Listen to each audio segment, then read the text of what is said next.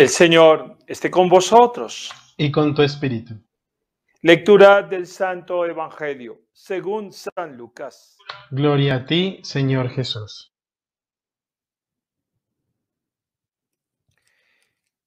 En aquel tiempo designó el Señor otros 72 y los mandó por delante de dos en dos a todos los pueblos y lugares a donde pensaba ir él. Y les decía: la mies es abundante y los obreros pocos.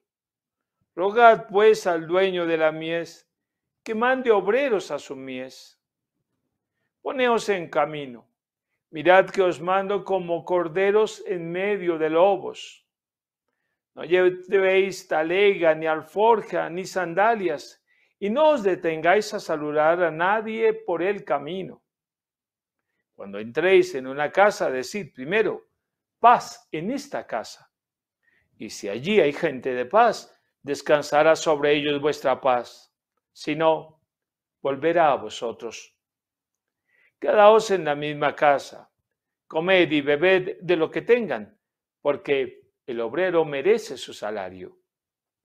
No andéis cambiando de casa. Si entráis en un pueblo y os reciben bien, comed lo que os pongan, curad a los enfermos que haya y decid: está cerca de vosotros el reino de Dios.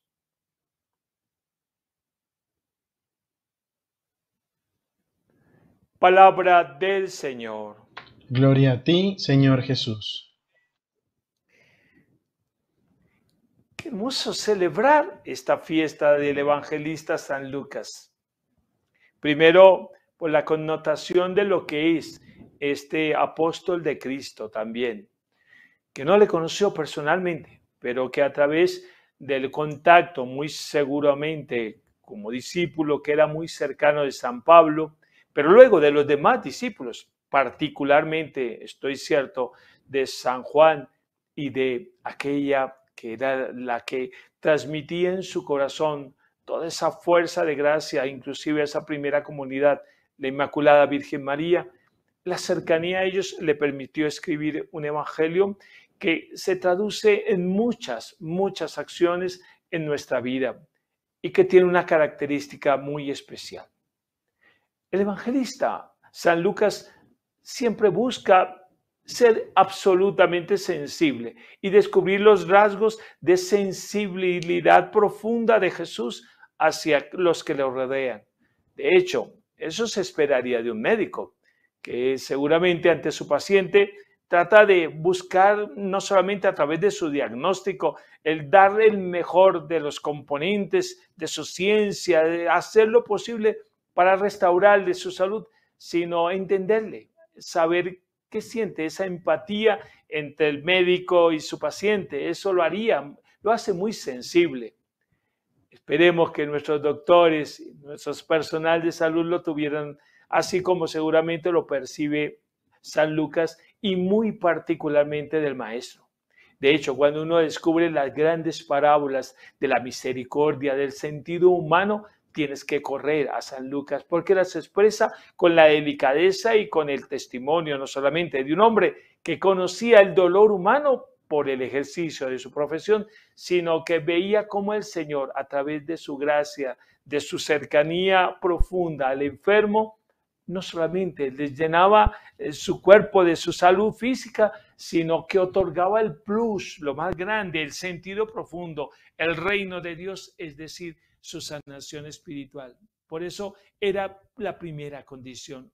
Un hombre que escribía precisamente describiendo lo característico de Dios, el amor de Dios manifestado en su infinita misericordia en Jesucristo por aquellos que se acercaban al camino y por aquellas parábolas que nos hablaban de la misericordia de Dios. Pero también la profunda sensibilidad en su corazón por los más pequeños, por los más pobres. Como que eso lo veía él en su ojo un poco clínico y seguramente, repito, auscultando el corazón de la madre de Juan y de los demás apóstoles de Cristo, sabía cómo el objetivo fundamental del Señor era que había venido por los más pobres, por los más pequeños. Ayer lo escuchábamos precisamente de San Marcos, que también lo traduce en su forma, cuando decía que el que quiera ser el primero, que se haga el servidor de todos, y traía un niño. Y era la actitud de Jesús en acercarse al que más necesidad tenía, el más pequeño. De hecho, venía por los pecadores, por ti y por mí, más que por los justos. Esa segunda condición en este evangelista. Pero también es muy profundo y también se caracteriza por el lenguaje sencillo. Como un buen hombre de ciencia, no se dedicó a colocar lenguaje exclusivo que nadie podría entender. A veces nos cuesta entender la letra de los médicos, no la entendemos mucho. Pero él se procuraba seguramente escribir con toda la delicadeza para que la pudiéramos entender todos y que fuera un lenguaje muy sencillo al corazón. De hecho, cuando tú vas a leer y vas a querer entrar en el conocimiento profundo de Jesús, que es algo que tienes que hacer, no simplemente quedarte con lo que recibes en las homilías y en la reflexión de la palabra, sino en la lectura continuada de los evangelios. El primero de los evangelios que debes leer es el Evangelio de San Lucas. Porque San Lucas, de verdad, en todo su corazón y en toda su vida, escribe con un lenguaje sencillo que llega a nuestros oídos. De hecho, sabe metódicamente, como un buen profesional, escribir cada uno de los sucesos y darle la envergadura y el tamaño de gracia que había. Pero otra característica, si se quieren seguir encontrando más de este Evangelio de San Lucas, es la percepción que él tenía de Jesús orando. De hecho, ninguno de los demás evangelios, salvo el de Juan, que es caso aparte de los otros dos sinópticos, habla tanto de la oración de Jesús como lo hace San Lucas. Era como especialmente percibiendo cómo era la relación de él, el Hijo de Dios, con su Padre Dios. Y entonces, a través del testimonio de los demás apóstoles, cuando escuchaban, y casi siempre lo vemos en los textos, que decía que después de que atendía a la gente, después de que mandó a los apóstoles que se fueran al otro lado del río, después de tantas cosas, él se retiraba a solas a orar. La oración en el sentido de la cercanía profunda con su Padre Dios. Y la última característica que quiero nombrar, no de la infinidad que tiene este evangelio tan hermoso de San Lucas y él mismo en su condición, era la cercanía a la Virgen María. Ningún otro evangelio nos narra con tal detalle desde todo el comienzo la encarnación del Hijo de Dios.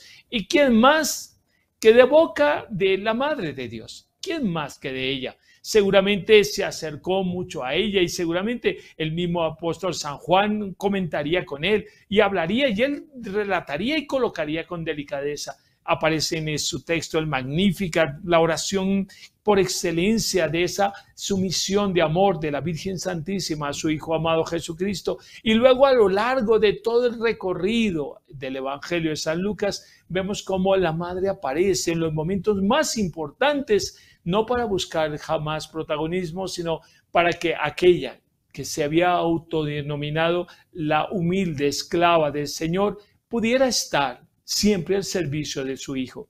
De hecho, hasta en la cruz y luego en la resurrección ella, como nuestra Madre. Si hay alguien que conoce también el sentimiento profundo de la Virgen, era San Lucas. Bien, ¿y todo eso para qué?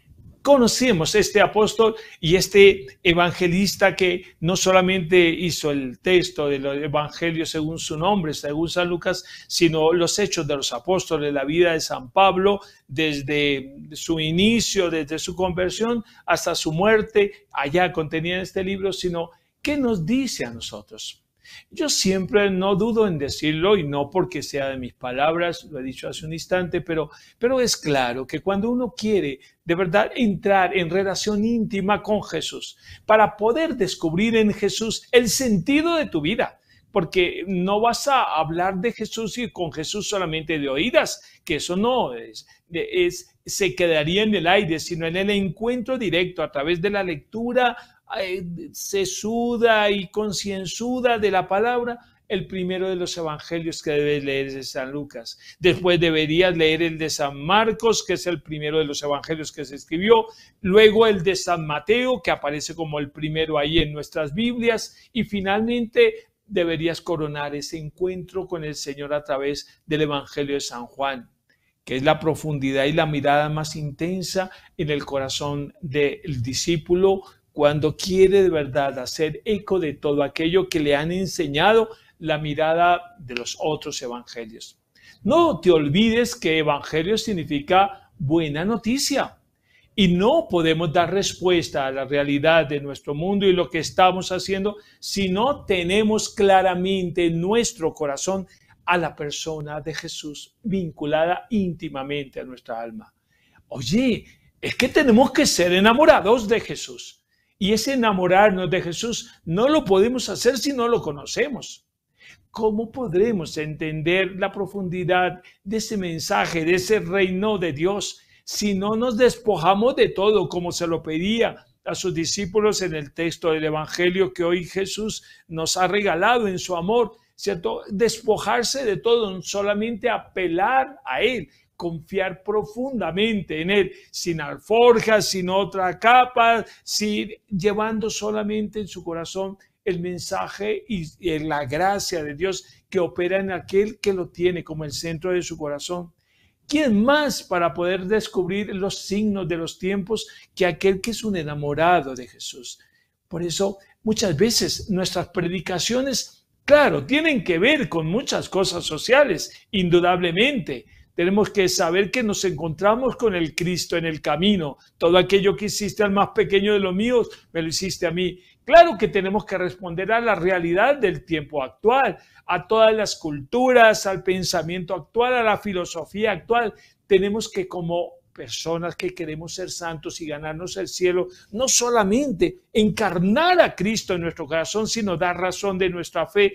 Y esa razón de nuestra fe la damos ante un mundo que se ha cerrado y se ha paganizado, un mundo que ha olvidado a Dios, y aún así tenemos que hacerlo. Pero nada de eso, dar testimonio de Cristo ante los demás, nada de eso, de denunciar lo que no está en el corazón del verdadero cristiano y del mundo de hoy. Las leyes que son contra la vida, las leyes que van en contra de la unión, del amor de la persona, como deben ser, y la dignidad del ser humano. No solamente eso, prepararnos a ser impopulares y saber que esa es una tarea que quizás asumió como en toda la certeza Jesucristo, no por dar complacencia al mundo, sino dando complacencia al Padre del Cielo y siendo unos hombres y mujeres de oración. Así podremos dar testimonio del Señor. Por lo tanto, aunque tengamos que hablar de todas esas realidades, aunque tengamos que pedir muchas veces por los enfermos, aunque tengamos que acercarnos a ellos para encontrar al Cristo allí, en este muchacho por el que pedimos hoy, en esta mamá por la que pedimos que el Señor le regale su gracia, en este trabajo que a veces me cuesta difícil hacer, o en aquel estudio por el cual pretendo alcanzar lo que Dios anheló para mi vida y hacer de mi vocación el camino más adecuado, no solamente mirando todo eso que tenemos que responder diariamente a esa realidad, pero que será siempre escaso, limitado, corto, si en el fondo de tu corazón y en el mío no mora Jesucristo el Señor. No es Él el primero, el Señor, el eje, el centro de mi corazón. No es Él el que se me da con toda la fuerza en cada Eucaristía. No es Él el que me regala con su cuerpo y con su sangre la fuerza para que yo mismo le preste mi cuerpo y mi ser y pueda a través de mí llegar al corazón de los demás. Que tú y yo, como San Lucas, como todos los santos, como la Santísima Virgen María, tenemos que ser unos enamorados de Jesús. Y no le podemos ser enamorados de Jesús si no le conocemos.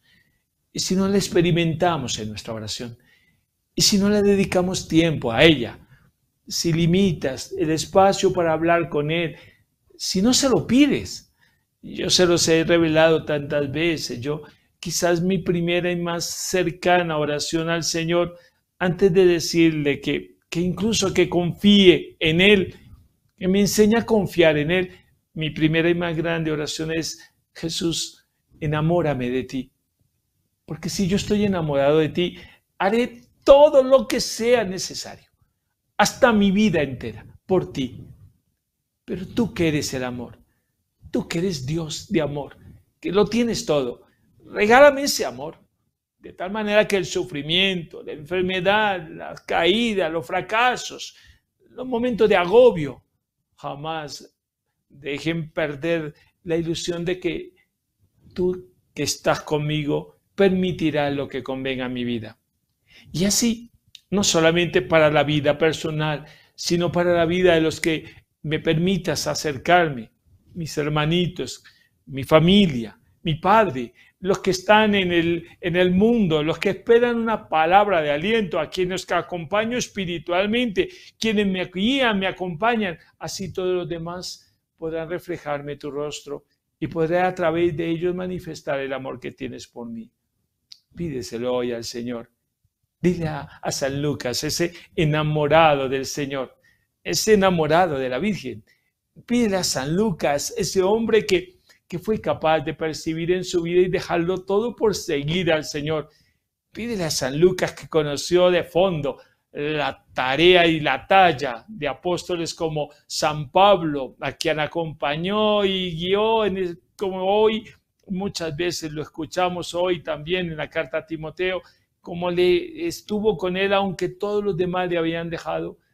Pídele a San Lucas que desde el cielo te ayude y que nos ayude, y que aquello que hemos pedido hoy muy especialmente, la salud para aquellos que están enfermitos, el médico, doctor allá, regale a todos los médicos en este día, enamorados de Cristo, a mis queridas doctoras allí en su casa, en los consultorios, en los hospitales, en las clínicas, que les regale no solamente la gracia de ejercer su profesión con la altura, con la dignidad, con el amor, más que el juramento hipocrático que hacen, el juramento de amor ante Dios, y que a su vez sus manos sean benditas, de tal manera que lo que no pueda hacer la ciencia, lo pueden hacer las manos benditas de aquellos doctores, de aquellas doctorcitas, que desde su vocación de fe, como hombres y mujeres enamorados de Cristo, pueden el Señor servirse de ellas y darles